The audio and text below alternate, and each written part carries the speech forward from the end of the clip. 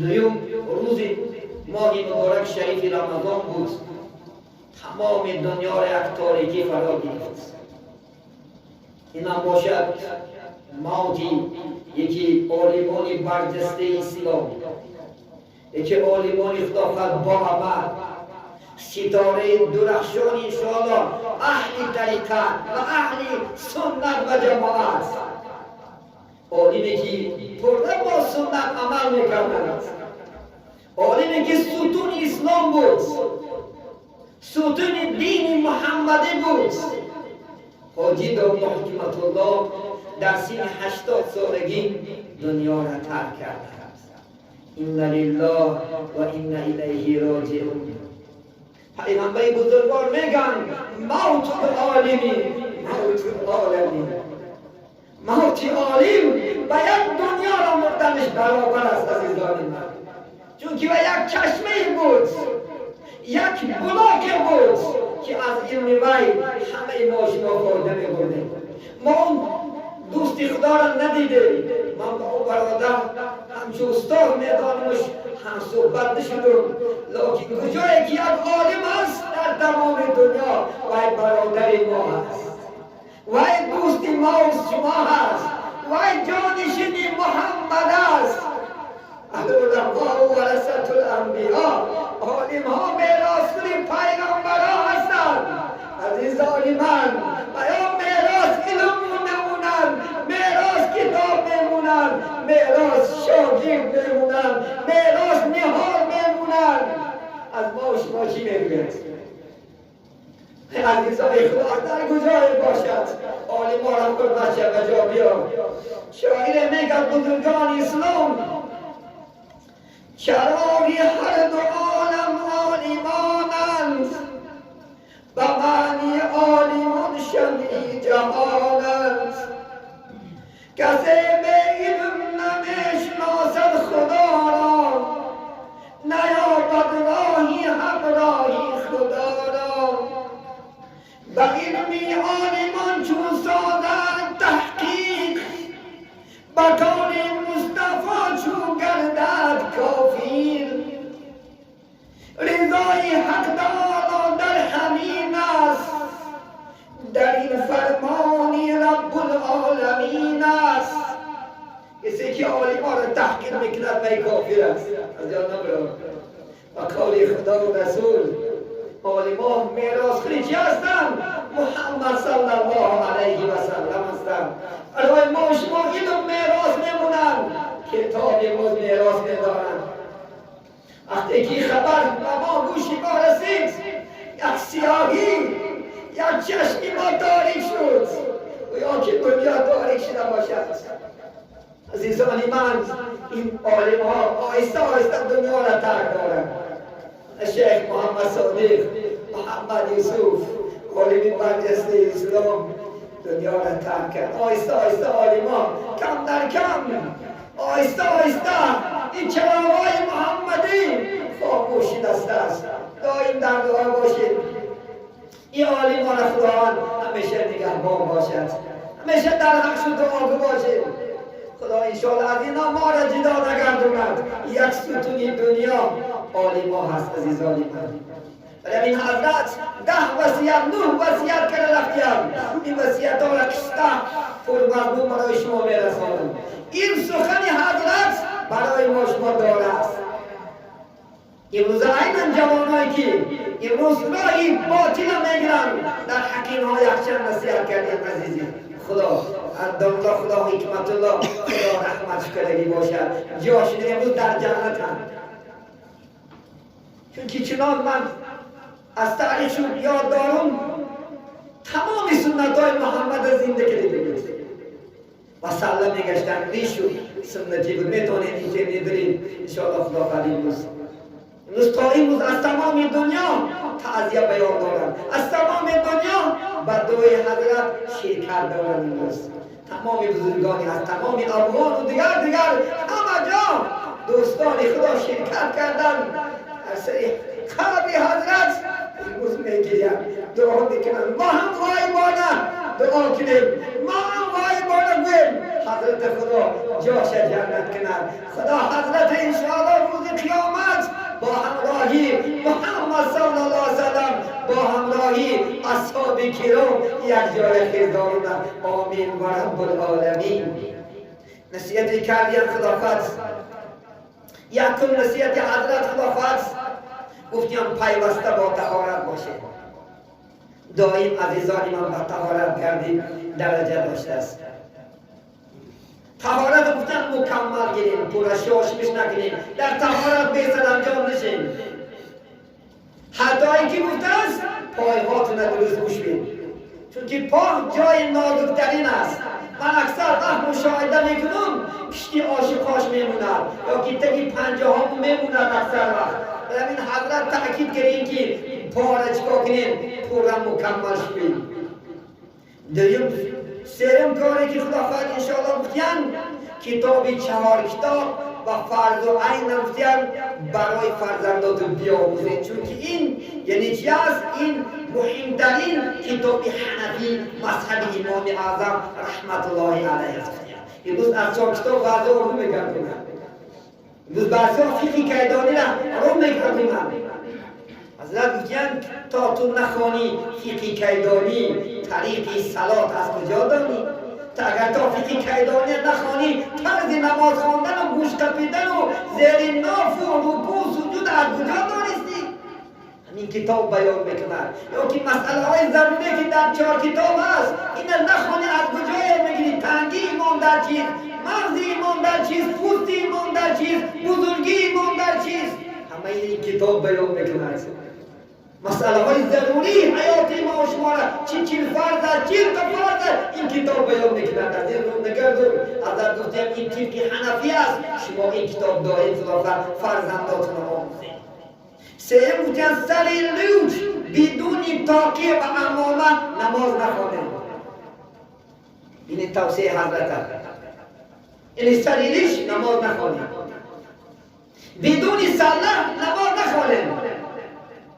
سله که خوندن سنت پیغمبر است عزیزان من. 2 رکعت نماز با سله از 27 رکعت بعض روایت 70 رکعت نماز بی سله بهتر است. این تاج مسلمان است عزیزان من. باید ما در کوچه بگردیم، ولی که در کوچه غیرت نداریم. اگر در نماز غیرت کنیم 5 متر نخواه خداوند 2000 خریده یک سنت پیغمبر زنده کرده نتونه. لیکن با من سنت محمد زنده میگردونم، پیغمبر دوست میدارم. کجاست این سنت پیغمبر؟ داری؟ مسجد ما شما باشد 10 سال دارست. باور میکنم در دور شوره ما باباهامون هم میدیدم چون محبت چون به اسلام زیاد بود. نماز جمعه در ریان نبود، در کوکم بود. وقتی که می رفتن در خدیکاش و سله هاش با گرفته می بودن که نمازی با سله کنم سنت پیغمبر. روز ما شما 2 متر 5 متر خدا خواست سور با سله کرده بوده خود نمیتیم. انا محبت ما شما، انا عشقی ما شما. این دلالت میکنن که محبت بدین، محبت با محمد و قرآن نداره. امروز با سر امروز ماده شد. از من برای شما یک حکایه میگم. این درست است. کسی که سر لیچ اگر خلا توالت درآید توصیه اسلامی بزرگ است. از خداوند این همت بکنید. در همون درون توالت دیو است. پیامبر سلام پیش از میگه توالت رفتن دعا کنید. اللهم انی اعوذ بک من الخبیث و الخبائث. پروردگارا پناه می‌برم از خودت، از یعنی جن‌های مرد و جن‌های زن. ما را نگهدار کو میگد بعد خلاص را کسی سری لیب دلد میچسبید دستش. انشاءالله یکون تک سریش نمیدرد. باری کامل است. تو که از جن میترسی، از خدا نمیترسی. از اسلام ناموس نمیگیری سری لیب نماز بخونی. سریلیش خواندن مکروه است. بدانید مکروه گفتگی چیزی بد گفتگی پلید گفتگی چیز است. و حفظت رأسه مکروه. مرد طبی امام اعظم رحمت الله علیه سریلیش خواندن نماز مکروه است. این علمای امروز بی غیرتان برمدی اشدن نگرد. چیم تا گشته خوندن که اشده گیرد. هر یک چیز قاعده دارد، هر یک چیز قانون دارد. نوشم افقات امیونش خودم گیره اما چیه خدا فقط امیونش دارد. الله اکبر. خب دیگه سوش نمیگه ولی بورسم خدا خواهد ای پوچه چپ سرد اول شیم پوچه چپ داد بوش خدا خواهد کلتا در پوچه چپ داد میگوی سنتی پیغمبر ایواز ابتدا کردنه چون نمیکنی نماز نه ساکن موندن و سهل پوشتن سنت است نمیکنی حضرت گفتیم اینو بیم نخوبه این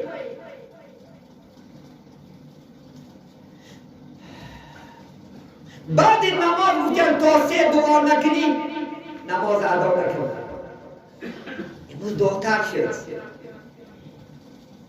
خدا خواهد بدین نماز انشاءالله این سنه ما خدا خواهد این نماز تراویح برارم خدا خواهد درباره دعا من خدا خواهد به شما ارزان هم صحبت میشم که الله کی اگر نمیبینه الله کسی که دعا نمیکنه کسی که کبر میکنه و دشمنی خدا بوده است حدیثی صحیح پیغمبر صلی الله علیه و سلم انشاءالله خدا خواهد من وقتم به جایش میگه که بسن شما این موضوع خدا خواهد مخصوص یک جمعه برای منافقا برای خدا خواهد انشاءالله به مذهبا صحبت میکنم خدا خواهد اگر خدا فرصت میدهد انشاءالله سریعش نماز نخواه عیناً در مسجد ما خدا خواهد من نبینم در کجا میخوانیم کاری تو مسجد ما تیم که حنفی عبادت میشد چی مهمان است از این طرف خدا خواهد چی هستی در چون تکر یک تاقیق خردم بیاد من فقط خدا خواهد یک بیسیمت تاقیقه میانم 5000 میخری میپوشی نخورد به اون پرتش وقتی که میخرد تکر از خدا خواهد نماز میخواد چون که حضرت گوشه میکنیم حضرت گفتش برای ما قانون انشاء در هنگام سفر گفته نمازهای سنت ترک نکنه سفر که میبرایم برادران فرض خوندن نماز سنت بعضی ها نمیخونده چون که خدا برای ما دو رکعت شب بخشید و اگه من سنت چی کار بکنم کسی که سنت نخوند خدا فرض قبول نمیکنه سنت با فرض یک جایی است و سنت مؤکده است 12 رکعت در یک شبانه روزی سنت مؤکده است تاکید کرده شده پیغمبر علیه السلام امروز یگان خدا خواهد سفر شما دشواری ندارد یگان سفر شما امروز من از تاشکم اومدم پیاده نگشتم انشاءالله خدا خواهد از این ماشینی از این ماشین هم در وقت خدا خواهد به کار رسیدم هیچ مشقت ندارد الحمدلله برمین گفتن در سفر چکا کنی انشاءالله خدا خواهد البته خدا خواهد چکنی سنت ترک نکنی دویم از واعظان و مولوی های سلفی ها به مذهبا چکا نکنید انشاءالله پند گوش نکنید چون که بایها همشون از مذهب بیرون سخن نکنن از مذهب بیرون که سخن کردی از مذهب که بیرون عمل کردی البته راه گم میزنی در راه گما دعا نکن سریش خوندنی دعا شرط نیست و هاکذا شرط نیست اتا نیست اپا نیست دهشت کارو این اهل سنت ها بابانا اهل سنت بودیم بابا پیغمبر سنت چه زنده بگردونده خدا نگه دارم خیلی سنت زنده گردونده خدا نگه دارم نازم بیدم یکی دیگر نصیحت شو از می گفتم تلفن علم نماموزه از اینترنت علم نگیریم علم گفتیم از یک عالمان اهل سنت و جماعت رفته گیریم اینن مولید خدا خواهد سوخنی مبارک شده حضرت است که امروز در زمین اینترنت ما رسوا شدیم اینترنت ما حالیم چکل عالم است گوش کردن بگیریم و حق است ناحق است گوش کردن بگیریم آخیر رسوا شدیم امروز حنفیه با شافعی قرارش کردن شافعی رحمت الله با مالکیه با حنبلیه با وهابیه شد با حزب التحریر شکل دین پرداختن شما از اینترنت یک عالم خلافت اهل سنت پیش آورید یکی دیگرش خلافت کودکاتون از خردسالیش نماز خوانید از خردسالیش قرآن آموزش ای خردسالیش علم آموزش چون که بیها در خردسالیش یعنی حیال هستند قبولش خوب می شود هر انشاءالله خدا خواهد چکا میکنم در خصوصی اینم بینه کودکا خدا خواهد فکرش تازه است. هر گپی که میزنی اندک قبول میکنه. گفتی حضرت در کودکی چکا کنیم؟ ماشیون خدا خواهد انشاءالله آموزنیم. چون که گفتیم در کودکی نماز پر و بال کودکان رفتیم. این نصیحتی که برای ما کردن برادران همه ما عمل کردن انشاءالله خدا خواهد حرکت کنیم. البته عمل کنیم انشاءالله خدا خواهد. ای من نترس، ای الله ترس. ای الله ترسیده خدا خواهد انشاءالله. بیا صحبت بکنیم من. راه گم زندگی باشیم بیا من 5 وقت نماز الحمدلله در همینجا هستم. 5 وقت نماز در خدمت شما هستم انشاءالله. نمیرم خودم. در کار باشد ساعتها خدا خواهد. اگر برای شما فکت کردن ندونم اینترنت نپاکم. که در رو اینترنت نپاکم. اگر من خدا خواهد ایروی حدیثو ایروی آیتو ایروی خدا خواهد اجماع امتو ایروی مصب فکت کردن نکنم مثلا که هر گفتی نادرست نگیرید. و علمایی که دنیا گریخته گشتن در دو جای 6 تا فتنه انداخته سادیان خلاص. اگر به عالم ظلم بود وطن شتک نمیکرد. عالم ظلم بود نمیگرفت از وطنش. امروز کل وطن محتاج عالم است امروز. برای شهرها رو گهوار شد. مجاهد ظلم باشد بیا که مردم بیدار کن. بیا مردم نماز خون کن. بیا مردم علیه زنا، علیه عرق خونی، علیه فال و قیمار. بود کن علیه من بود عالی میده. اگر جای 6 خلافت در باره کوپچه بختن فتنه انداختن میتوند خلاص کنی. اگر تو از خدا ترسی از حکومت نمیترسی. از خدا ترسی خدا خواهد از حکومت نمیترسی بیایی وطن نمیگو خدمت میکنم. کجا پر یک دشمن ها رو گرفته خواه یا آوازده اینجا فتنه در بین ما شما امروز نه محبت به عالمه نه محبت به استاده نه محبت به پدره نه به مادره. من بدبخت ها ما شما با چی انداختن روز عالم ها چی نمیده دیگه شد دادن طالب ما دیگه شد دشمن میدونن امروز از تو فیلی چی؟ تحنیخه کنه بخونی تیخه کنه بخونی. همین فتنه گرا رو گوش نکنی. عالم های برجسته اسلام رو گوش کن. الحمدلله در ازبکستان زمین عالم همه میرسد. هیچ محتاج با خدا خواهد عالم امریکا نیستیم. الحمدلله خدا خواهد علممون چین خود ما هست. کفایه میکنند. ظلم میرسد شما را خدا خواهد روی خوب انداختند از روی فساد گرداندند. الله نگهدار است. وقتم شده است خدا خواهد. امروز بدی نماز خدا خواهد در ناحیه کامپوس می شود کورس ادوی حدیث گویی خدا خواهد در خانه مدنیت کسی که 30 حدیث خدا خواهد بیان میکند برای یا دیگر خدا خواهد مکافات داده می شود. خدا خواهد از طرف حکومت هم امروز خدا خواهد این چیز تشکیل دیگر کدام جوان بچه‌ای که غیرت داره حدیث رو میدونه یا که کسایی که مخلص هسته مرحمت بدین نماز جمعه ساعت 1:30 انشاءالله سر می شود. خدا خواهد ما همچه یک اعضا اشتراک میکنیم. مرحمت کسی که دارد مراجعت کنیم. خدا خواهد میبرایی حدیث میگوییم انشاءالله. خدا خواهد 30 حدیث دانی انشاءالله درجه میکنیم مکافات های طرف مسابقه ها بسیار شد میگه داله علی قرآن میشود علی تجوید میشود اکنون تیار شد خدا خواهد خونه که وقت از این روز جناب یادی خانشتن امروز ما اذیت علم بیدار دارد. مرحمت چی کنی بکن علم دار شد صاحب علم صاحب خدا خواهد مرتبه صاحب حرمت صاحب عزت شد امکانیت از دست نداده همون خدا خواهد طاعت عبادت کنیم. دویم مسئله های همسایه های امروز نادرست است کردن من شو هم اینترنتی رسید بین خدا خواهد دو ملت این ملتی خدا خواهد ما و شما خدا خواهد انشاءالله در تاجیکستان جنگ ها رفته شده است. از حکومتی ما توصیه شد که ما هم نزدیکی گرانستان نکنیم تا یک وقت چی مولا خدا خواهد دیگر سوم خدا خدا خواهد تا یک وقت خدا خواهد تا یک وضعیت برقرار شدن از شما التماس خدا خواهد چون که ما دائم صاحب سیاست خواهان صلح هستیم خواهان انشاءالله امنیت هستیم.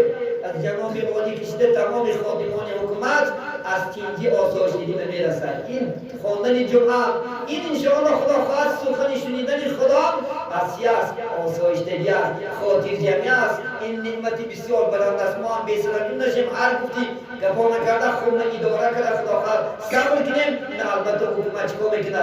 بزودی این مسئله حل میشه خدا خیر ان شاء الله.